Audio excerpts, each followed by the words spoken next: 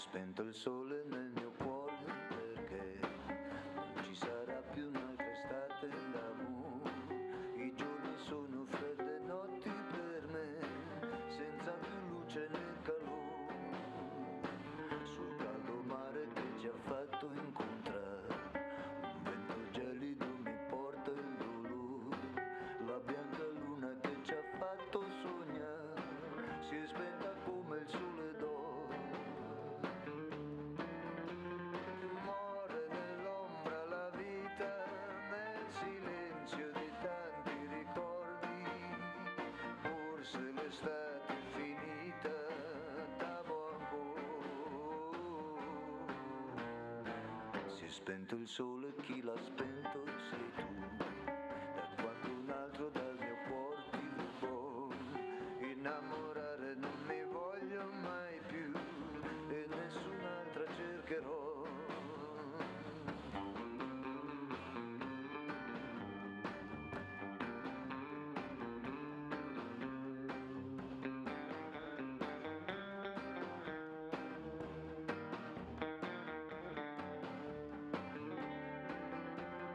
Muore nell'ombra la vita, nel silenzio di tanti ricordi. Forse l'estate è finita, t'amo ancora. Si è spento il sole, chi l'ha spento sei tu. Da quando un altro dal mio cuore ti rubò, innamorare non mi voglio mai più e nessun'altra cercherò. Io cercherò.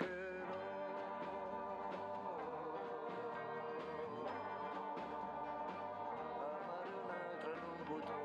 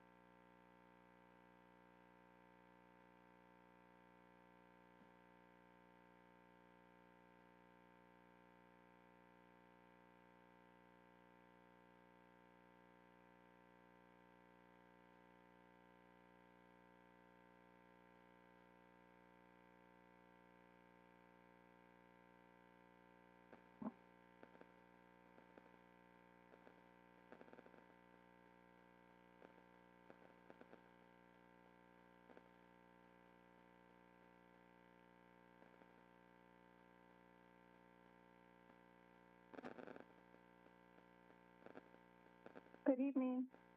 Good evening. Good evening.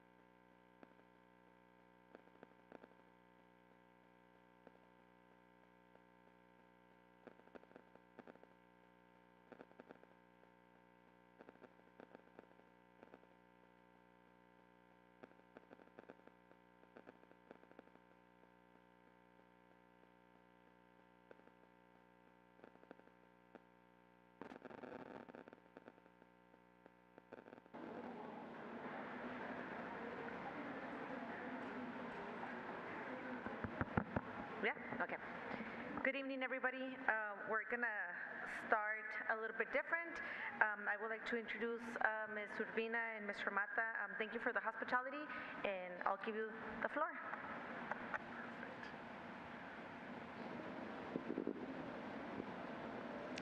Good evening, Board Secretary Murillo, members of the Board, Superintendent Dempsey.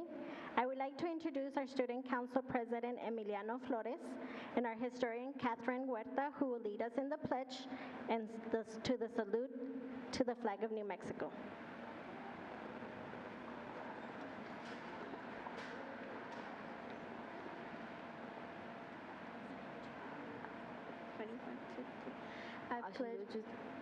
I pledge allegiance to the flag of the United States of America and to the republic for which it stands, one nation, under God, indivisible, of liberty and justice for all. New Mexico flag.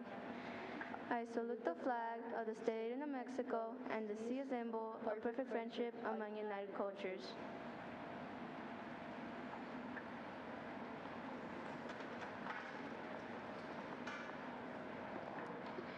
Board President Murillo, members of the Board, Superintendent Dempsey, and our Chaparral community. Welcome to Yucca Heights Elementary.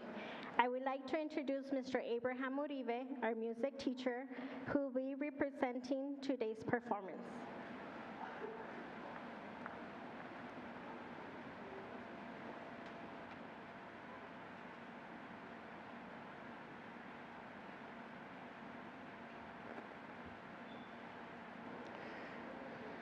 Board Secretary Murillo, esteemed members of the board, Superintendent Dempsey, dedicated principals, teachers, cherished students, and beloved parents. I stand before you today with immense gratitude for the collective effort and commitment that each and every one of you brings to our school community. Your presence here today, both parents and staff, is a testament to the strength of our shared commitment to education. I want to express my heartfelt appreciation to all parents and staff who have joined us in this gathering. Your unwavering support in this bedrock upon which the success of our students and the vitality of our education community are built. As we come together united in our pursuit of knowledge and growth, we have chosen a song that resonates with the diverse fabric of our community. Have you ever seen the rain? It holds a special place in our hearts, not only for its musical beauty, but for the profound message it carries. This song will be delivered in both English and Spanish, symbolizing the challenges we face and the resilience we exhibit when surrounded by despair. In the face of adversity, we find strength, unity, and hope. The bilingual rendition of this song is a celebration of our diverse background, cultures, and languages, all harmonizing in a shared message of joy and optimism.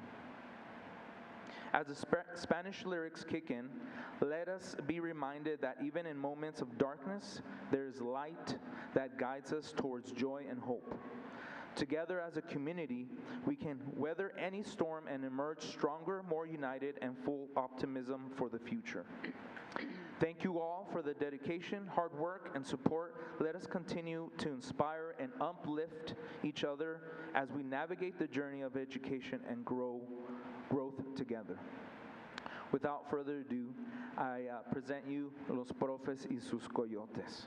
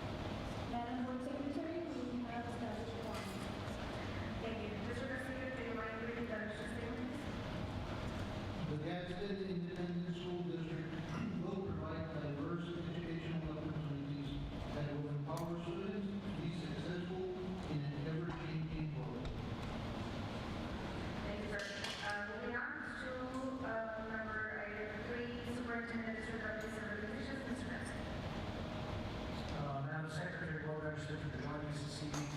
So we'll begin with what's listed as Georgetown University School Budget Training.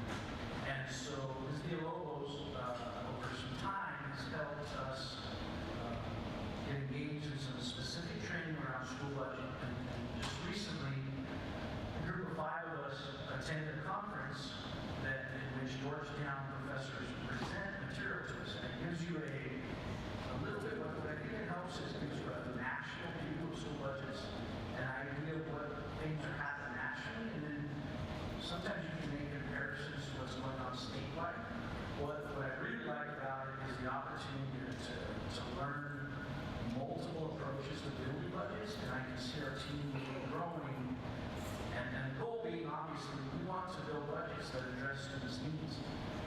And so we have to have mechanisms to make sure we know what those students' needs are, and we're addressing them. And so a lot of really good, healthy conversations, a lot of pieces that helped me see things from a national standpoint. I think one of the best examples, they had shared a map with us of the United States, and it was they called it a heat map, so it's based on color, and so the color was red. So the redder the state was, the more state revenues would increase. So here's a little note just to keep in mind. Out of the entire United States, 3 states are seeing increases in state revenues. We're 1 of 3 the next year. So it just gives you some little bit of an idea of what we're experiencing. Not everybody's experiencing. Most are very flat. Some have a decline. That obviously New Mexico is tied to oil and gas. And right now oil and gas has been going very well in the state of New Mexico. So they project our budgets to stay very healthy for the next 8 to 10 years. But just keep those things in mind. They also try to teach us how to view budgets by the cost of the labor force we've employed. So it's really, usually in the past, we just budget by FTEs. So those are full-time equivalents. Those are positions. But this makes you break it down and say, well, based on the FTEs I budgeted, how effective are they? And what's the cost of that labor force? And what's the result? So it really has challenged us. We're at the table. Ms. Martinez was with us, and Ms. Villarreal, and Ms. Hernandez, myself, Rosie Villalobos, Mr. Wogemuth joined us. Mr. Wogemuth has a really good sense of business. And I'll tell you that all of us, a lot of group work too, and there were many times, even at our own table, we disagreed on certain items. And then after the conference now, we have, I think, 7 online meetings we have to attend, and they do the same thing, and they try to gauge what's going on, and you get to interact with people. This week I got to interact with 2 individuals, one worked in Chicago, one from Indiana, and to hear what's going on there, and some things are different and some things are very similar, but it really, I'm very excited about this opportunity, and I think we may even start preparing a second team to go through this process a little bit. So I'm hoping over time you'll see a little bit of shift. What I don't want you to expect is this major change in how we do budget, but I want you to hopefully, I'll try to point out as we're going through this budget season, that's something new that we didn't used to do. And hopefully we can grow a little bit into understanding some different perspectives of budgets. So I just wanted you to be aware of that. Okay? All right, our next item is a legislative update. I think I have a slide with this one. Mr. Snowdy, I think that title is a hyperlink. Give me a second here.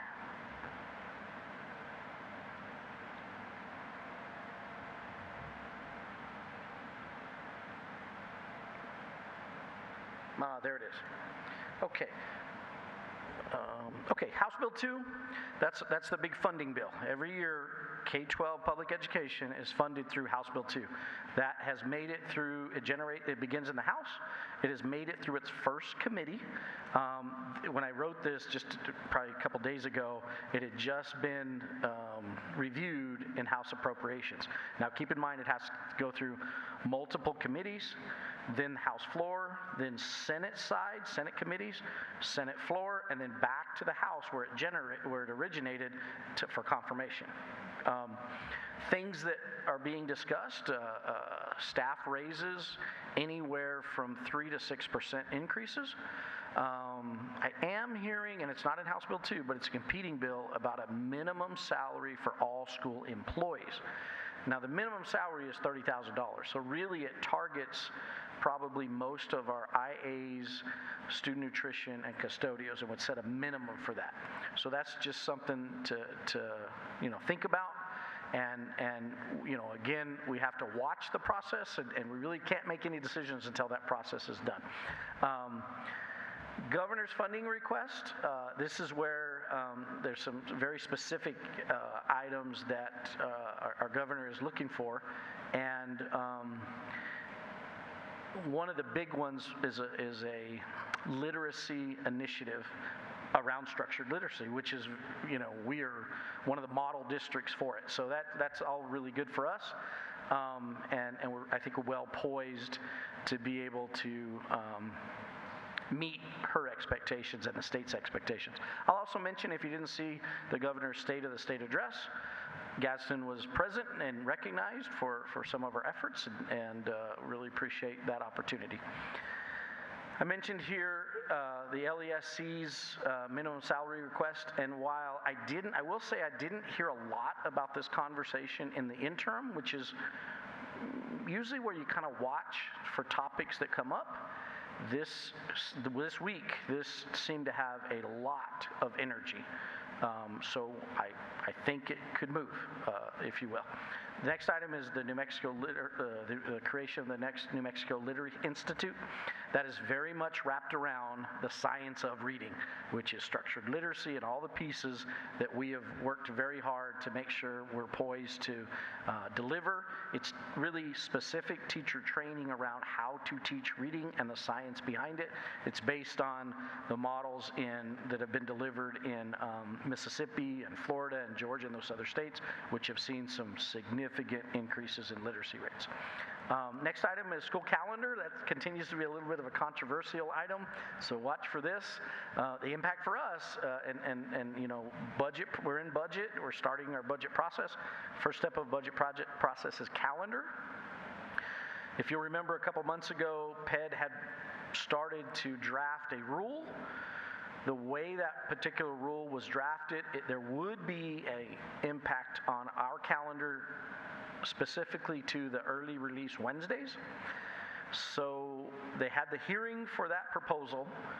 PED was supposed to release that rule on the 16th of January. They did not. And so we have to hold here for a minute to see what they're going to do with that rule, to get our calendar rolled out so that everybody knows what's happening. So keep your eye on that. We all are headed to Santa Fe next week, and so I'm sure we'll hear a whole lot about that. Medical benefits coverage, we talked about this for a couple years. Big bill. I think it's really good for our employees. It's called the 80-20 bill. It's medical benefits. The district would be responsible for 80% of those costs, the employee 20%, and has had a lot of energy over the last couple years. I'm a little concerned because I haven't heard a lot of conversation about it early. Now you got to keep in mind, when I say early, this is a short session. And so, in fact, I think this weekend might be the deadline to submit any new bill. So if it's not moving, it's got a long ways to go to get to the finish line. Here's another big one. Keep an eye on this one. Anticipated changes to graduation requirements. This made it all the way through the process last session, got to the governor's desk, and she pocket vetoed it, so she didn't sign it. It's back. I heard today that she put it on her call, which means I'm really approving this bill, and I really want it to go through. So they must have made some changes she was concerned about, and it looks like it will move. The board will need to we'll have you poised because we'll need to locally make some decisions. It gives us a little bit of room to decide how we want our graduation requirements to look locally. So you got a couple credits that the board gets to choose. We did present we did start a conversation with our student district leadership team today, and it was very interesting to hear them and hear their thoughts. And next go around, we'll have some opportunities to capture their ideas, and then we'll make sure you get to hear those before you make a decision on those. Okay.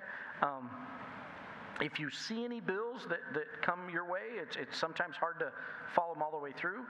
If you'll shoot me a text, I'll try to find out where it's at, and we'll watch for those, but we'll get to spend a lot of time in those next week and enjoy the process, if you will, in Santa Fe.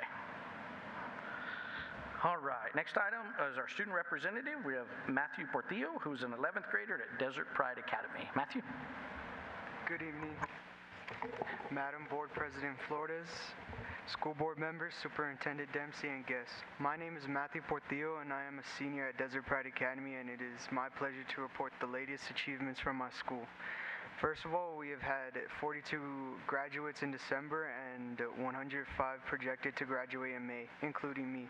Our New Mexico Vistas score went from 9 to 33. Today we had visitors from the state at our school. We continue to have intakes to enroll new students. We have 4 intakes a week and have added approximately 30 new students so far. Our new elective, New Mexico grads, began this semester to give additional support to our students who are parents. We have a new counselor who will be starting on February 1st. Lastly, we started the new semester with a new Spanish teacher, Ms. Mendoza, and a new math teacher, Mr. Adams. Thank you for letting me share the latest updates from my school, Desert Pride Academy. I will be graduating in May, and I'm thankful for the experience I've had at Desert Pride. I'm not sure what I'll be doing yet after high school, but I will use the tools I learned from there in my future. I appreciate the positive attitudes all my teachers give me and the other students. Last semester, I finished with 3.5 GPA. I would like to add that I recommend Desert Pride to any students who lack credits and are just struggling in life. Thank you. Thank you, Mr. Portillo. Okay, moving on to board member reports. Mr. Castillo? Thank you. I'd like to thank Ms. Urbina for her hospitality, and I thought I wasn't going to have anything for my report. The only thing I was going to say is that, you know, we got next week coming up at Santa Fe, talking to politicians. I'm not a fan, but, you know, Mr. Uribe, his words changed my mind.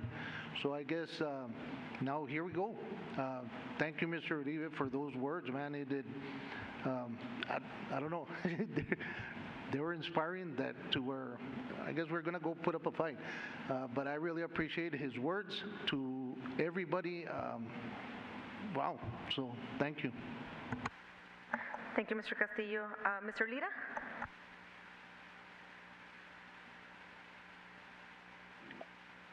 This is Mr. Lira. I don't have anything to report. Thank you, Mr. Lira. Ms. Rodriguez? Good evening again. First of all, I want to let you all know I'm sorry that I'm not at the board meeting. I had surgery on December 5th, and then I had another one 2 days ago. But one of the things that I'm very happy is that the S&P now have the salad bar. And that's pretty neat. The kids are enjoying that, and it gives them an opportunity to make a choice of what they're going to be eating. So I'm excited about that. I've heard several kids that they're thrilled. One of the things that I believe would also happen if we have like the S&P at different meetings where the parents go, where the community attends, so that they can see all the wonderful things that they do serve at our schools.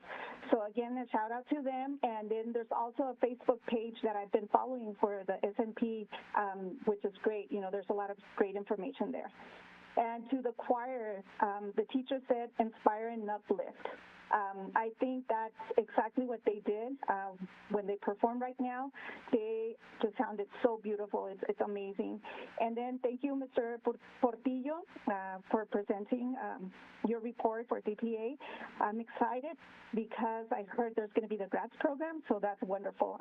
I know it's a good program for our students.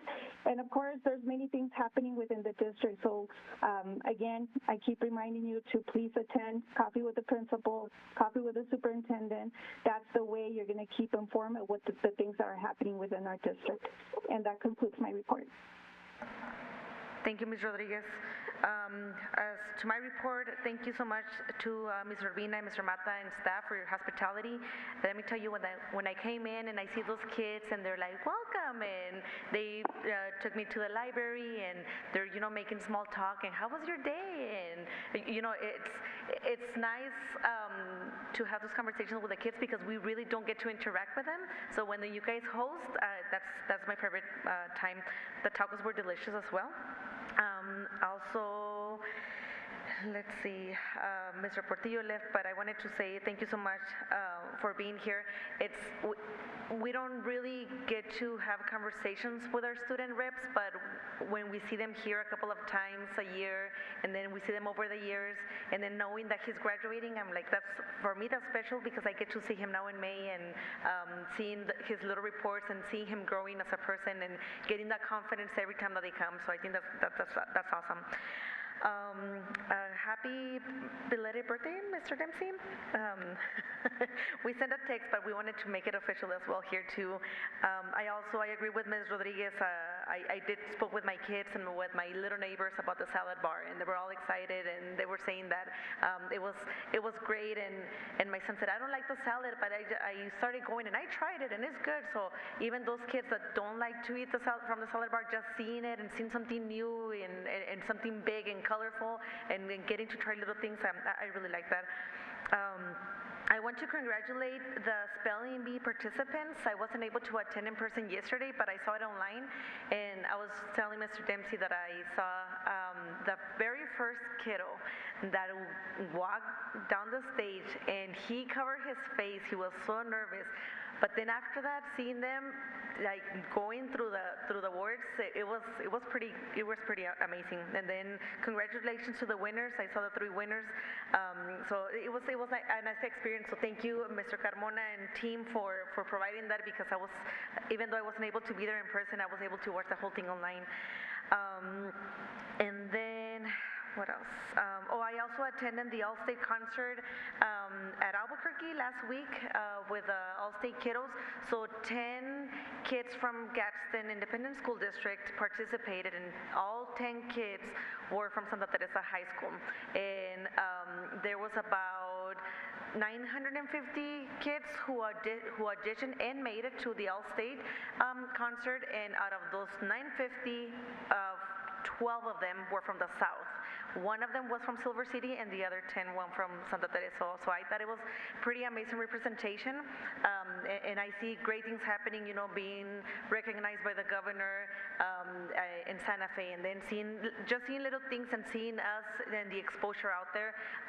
For me, it overcomes the negative that we get all the time. So I'm really grateful for that, and I know it's just not the kids. I know it's a group effort, and like Mr. Castillo and Ms. Rodriguez said, you know, the words that Mr. Uribe is like teachers like that, administrators like that support their students, they support their staff. That's what we need. And so I'm really grateful for you guys. And that concludes my report. Okay, so moving on to Human Resources report.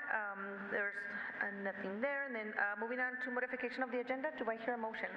I'll make a motion that we accept the agenda as is. Okay, Mr. Castillo has made a motion. All in favor? Aye. Thank you.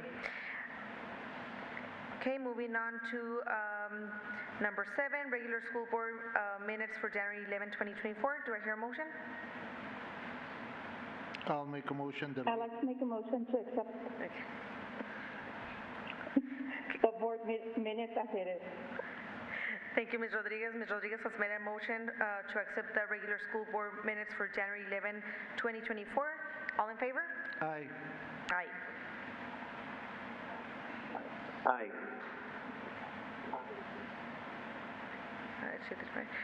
Okay, motion passes. Moving on to consent agenda, do I hear a motion? I'll make a motion that we accept the consent agenda. Okay, Mr. Castillo has made a motion to accept the consent agenda. Is there any questions? Okay, all in favor? Aye. Aye.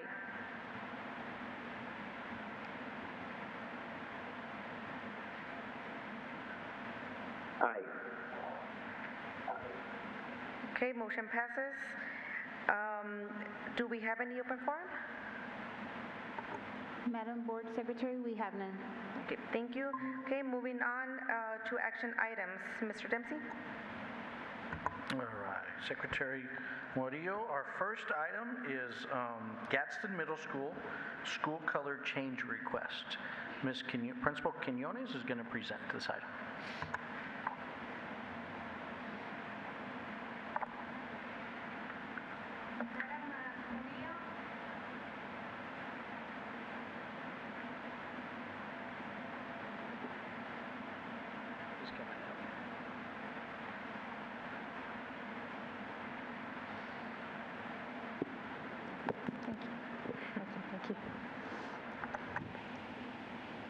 Madam Secretary Murillo, members of the board, and Superintendent Dempsey, I would like to go ahead and go over this presentation. So it was presented as discussion on December.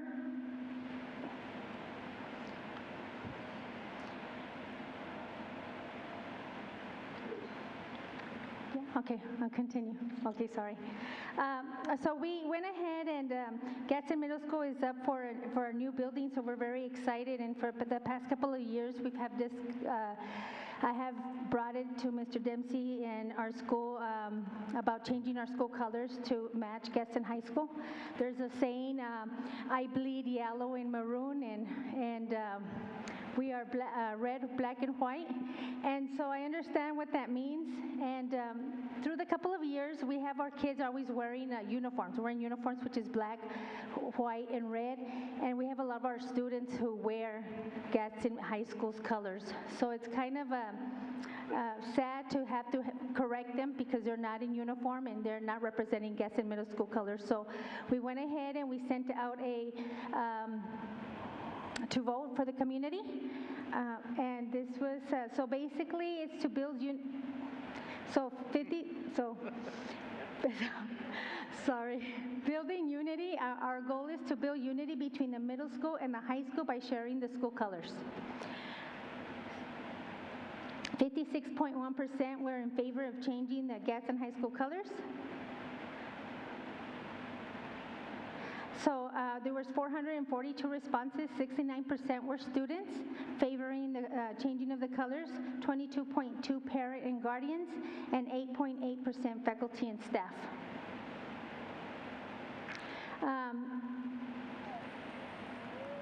Again, please.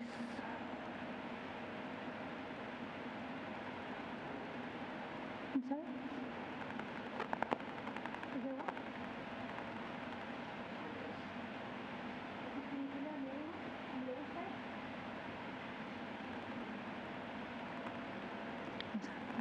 Good. Okay. So 43.9. So 56.1% were for Gadsden High School colors. 43.9% was for the original to keep our school colors. Okay. So reason for change was an alignment in athletic with the high school as feeder schools. School spirit, shirts can be used for 6 years instead of 2. And we will no longer be the forgotten middle. And thank you for your support.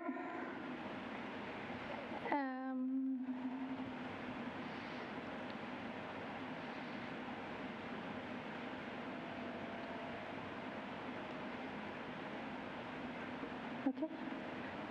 If approved, it would allow for new colors to be integrated to the design theme of the GMS reconstruction. Thank you. Thank you. Any comments, questions, concerns?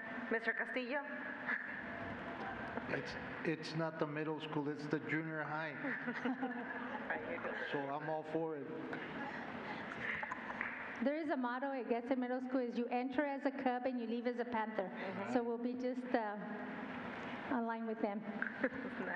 Thank you so much. Thank you. Okay, do I hear a motion for action item 10A, Gadsden Middle School color change request?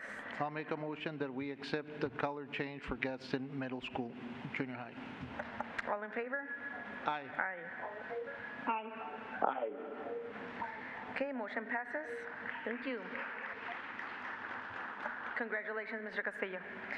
Moving on to action item 10B, Gadsden ISD legislative requests. Mr. Dempsey. All right. Secretary Murillo, board members, just want to take a minute as next week, we get the opportunity to spend time with some of our legislators in the middle of their process.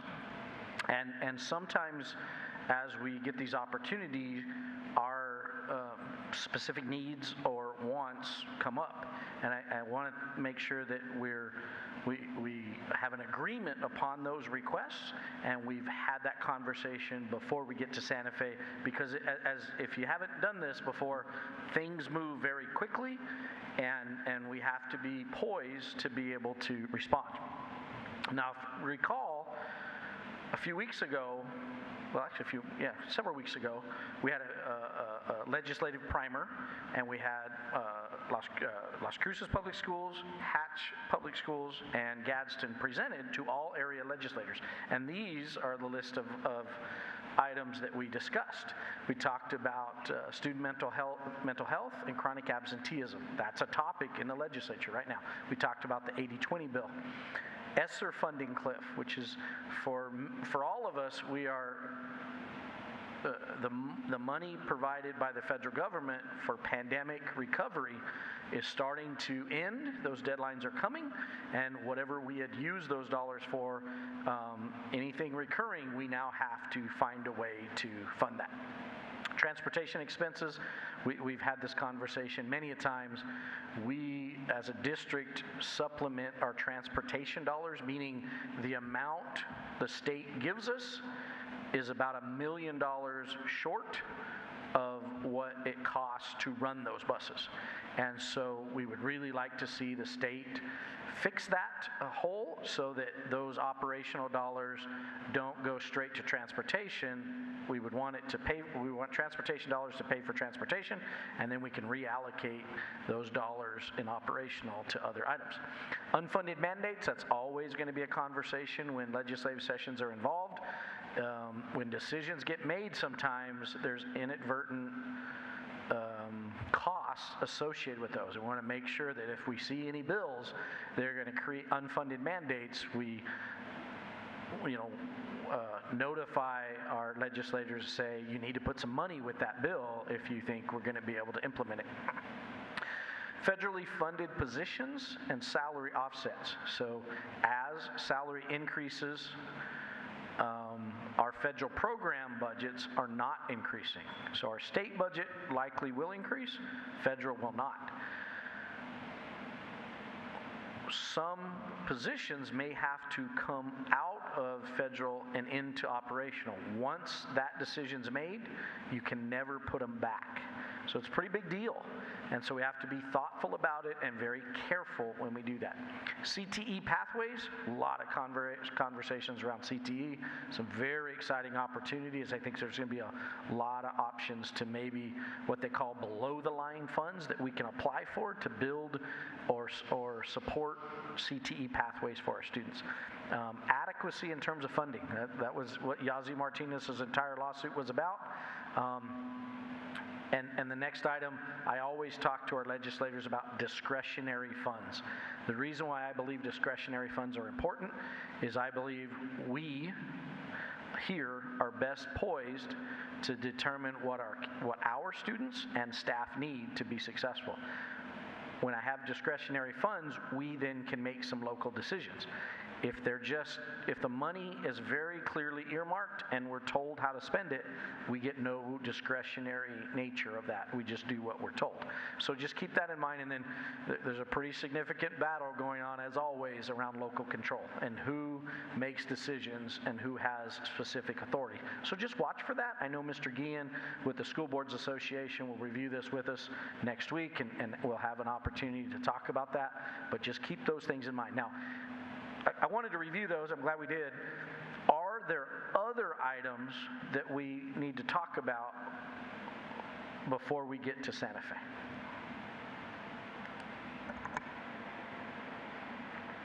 I do have a question because I did spoke with our local legislators.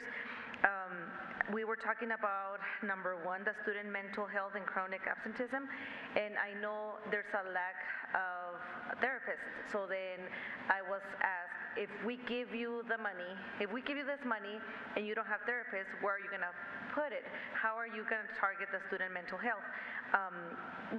Me personally, mental health looks in different ways. It doesn't just necessarily is having a therapist in the school, but it comes with having motivational speakers, incentive for students, giving them the motivation to come to school, and you target with that the chronic absenteeism. Again, but I mean, I'm no longer in the schools, right? But I wanted to know your opinion because I'm sure we're gonna get asked when we go over there on Thursday. Madam Secretary, board members, what I will tell you is I very much can support that work and effort. What I always need, though, is clear directions from the board to say, yes, that's something we can all support. So if anybody, I think the easiest way to do this, since we have a couple members online, is if anybody has a concern around what Ms. Morillo just shared around speakers or motivation for students to come to school. If they have a concern around it, or if they have a comment, please share that now so that we can formulate how we're going to approach this. Mr. Castillo. Madam Secretary, the only, I mean, I'm okay with it. I guess my question would be, is the legislator going to be okay with saying a motivational speaker is mental health, health for mental, I mean, I guess, I mean, we can agree to it, but then at the end of the day, it's coming from over there, and does that fall under what they think, right? So I think that conversation has to be, next week, and ask them, what they consider. Because I mean, if we got people like Mr. Rodriguez speaking, I mean, that does a lot for the mind. I mean, like I said, I mean, for me, I mean, 4 years, in my mind, I got 4 years, and not that I was in retirement mode, but that just, told me, hey, you're not done. So, I mean, again, for me, it helped me, but are we going to be able to convince the legislator? Mr. Lira, Ms. Rodriguez, any comments? This is Mr. Alira. I do agree with your approach, Ms. Morillo, and that's the conversation that we should really have with the legislators next week. Find other avenues, just like motivational speakers to promote mental health wellness in students. So I agree with you as well.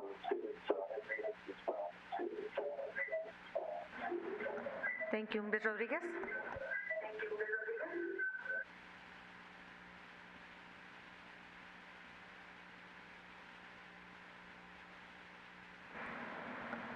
Okay, so then something to bring up to the legislators next week when we go and visit them at their offices.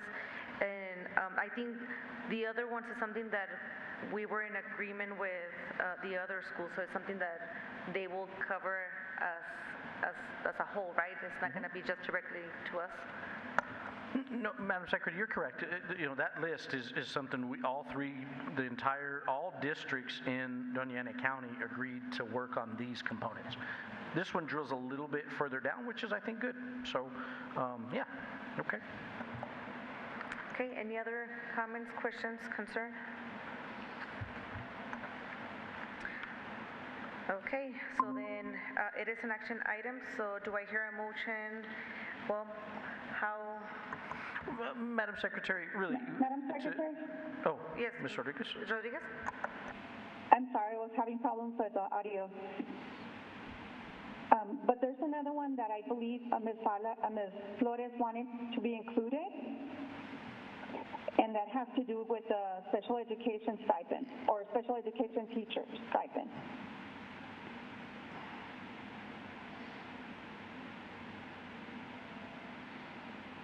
Thank you, Ms. Rodriguez. Madam Secretary, board members, and I will tell you there has been a conversation that I've heard from the legislative side around that specific item. So I think it's a really good thing to talk about and let them understand that's a real need that we all have. So I think that's excellent. That's be an excellent one to add. So I guess we're voting on having this conversation with the legislators? Yes, ma'am. So I think what you're saying, what we're all agreeing to here is we want to have a very general conversation about our needs with our legislators. To Mr. Castillo's point, how they interpret that, we can't control. But I think what we're agreeing is this is what we're going to bring to them. Okay, do I hear a motion? I'll make a motion that we accept action item 10B, legislative request. Okay, all in favor? Aye. Aye. Aye.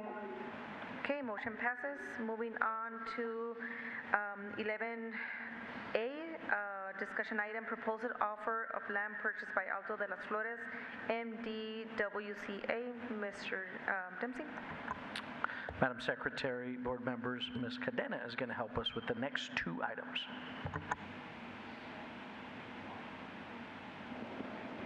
Good afternoon.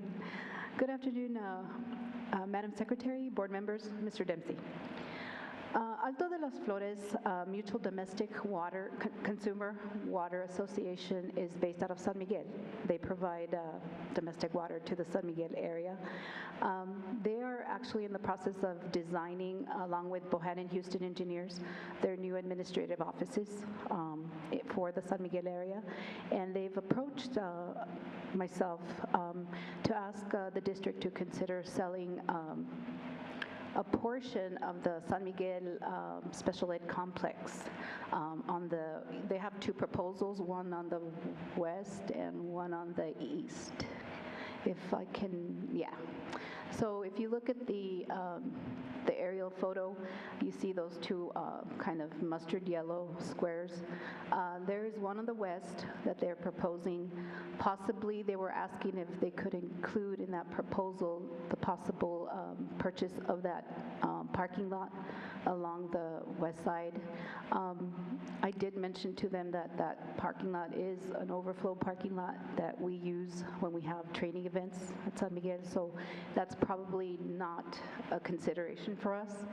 But if you look over on the east side, that's the old San Miguel bus turnaround, and it would be a portion of it so that we would keep one of the accesses onto that state road that goes along it, and then they would have the other access. And it's approximately an acre that they're looking for.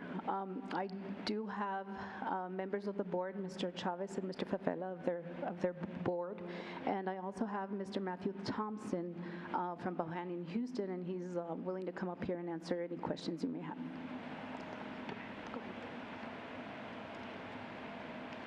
Good afternoon. My name is Matt Thompson from Bohannon Houston. I am representing Alto de las Flores. Mr. Fefela and Mr. Chavez are here as well. Basically, this intent is to provide an administration office building for the association. They also envision this to be more of an environment for the community as well. That's why we're looking for an area on the Highway 192 and Highway 28. It's more in the center of the community. They envision that their main room is a multi-purpose facility where where the facility can be used by the community for other programs and events. It doesn't appear that Doña County will have any type of community center in the future. The intent of this is to provide a little bit more parking area so more citizens can come to this particular area. They also have other land in different areas, but this is really an area that has been targeted, very accessible to the community, and we'd like to have your determination whether or not that would be a viable option for the district. Any questions, comments, or concerns on that item? No?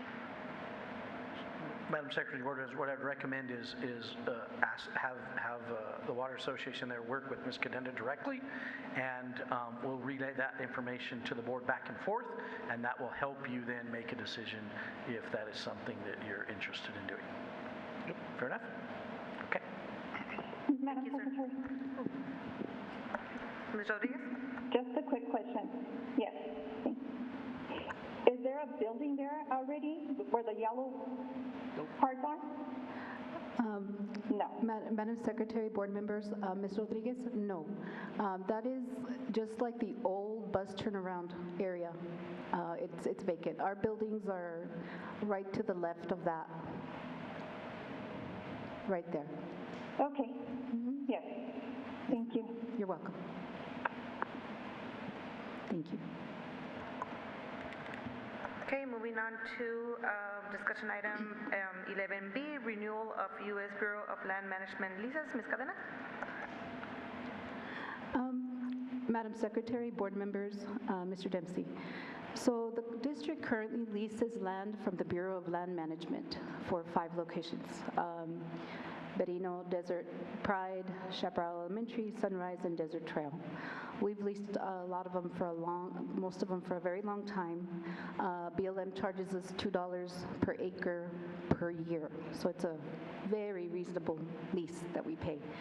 Most of the time, those leases are done for 20 years. A couple of these are expired already, and the government hadn't realized it. So I'm working with Mr. Tino Aguilera of BLM, and what he wants to do is get all our leases current and to co-terminate. So in other words, he wants us to submit the applications for all of them, even if some of them aren't expired, so that we can put them all on the same, schedule. And so part of the process is I will be filling out some of the applications that are required. I have to provide a plan of development that tells you the use of the land, what it's used for, some drawings, any improvements we've made over the years, and then submit that with the fees, and then they come back and grant us a lease once more. So I will probably be back just to give you more information on that and as an action item to submit the applications. Any questions? Questions, comments, or concerns? No? Ms. Rodriguez or Mr. Lira? No, ma'am. Okay. Thank you, Ms. Cadena. Thank you. Have a good evening. No, Ms. Murillo. Okay, moving on to 12 upcoming board meetings and events. So we will be going to Santa Fe next week, and then you guys see listed the retreats and all the upcoming events that we have as a board. And then moving on to number 13, do I hear a motion to adjourn? I'll make a motion that we adjourn. Okay, Mr. Castillo has made a motion to adjourn. All in favor? Aye. Bye. Aye. Okay, we have adjourned. Thank you so much, everybody. Thank you for being here.